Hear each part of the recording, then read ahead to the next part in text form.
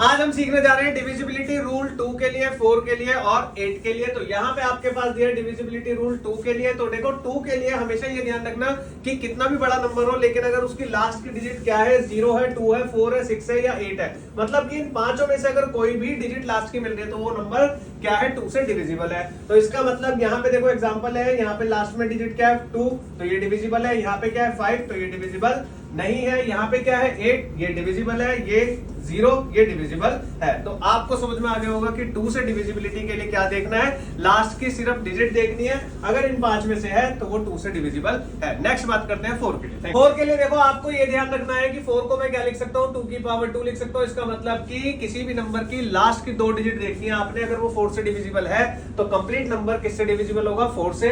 तो यहाँ पे आपके पास कुछ नंबर है, तो देखो यहाँ पे लास्ट की 2 डिजिट क्या गिवन है, 32, और 32 आपका 4 से डिविजिबल होता है। तो इसका मतलब कि ये कंप्लीट नंबर 4 से डिविजिबल है। 42 नहीं होता 4 से डिविजिबल, इसका मतलब कि ये भी डिविजिबल नहीं है पूरा।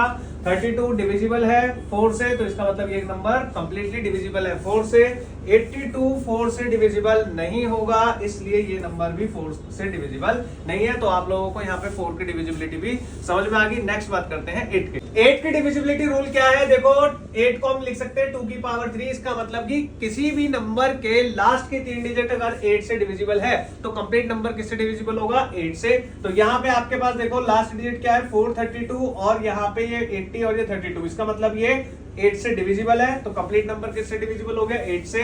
लास्ट के 3 डिजिट अगर देखो 472 है तो 80 और ये 72, इसका मतलब कि आपके पास ये नंबर भी क्या है, 4 से डिविजिबल है। अगर मैं यहाँ पे देखो तो यहाँ पे लास्ट में ही 5 दिख रहा है, तो ये पहली हटा दो क्योंकि 8 से डिविजिबल नहीं है। अगर इसकी लास्ट की 3 डिजिट देखो तो यहाँ पे क्या है 542 और 542, इसका मतलब ये वाला नंबर डिविजिबल नहीं है क्योंकि आपका 42 और 62 बन रहा है, तो ये नंबर 8 से डिविजिबल नहीं है। तो होप यहाँ पे आप लोगों को 2 की, 4 की और 8 की डिविजिबिलिटी रूल समझ में आई हो।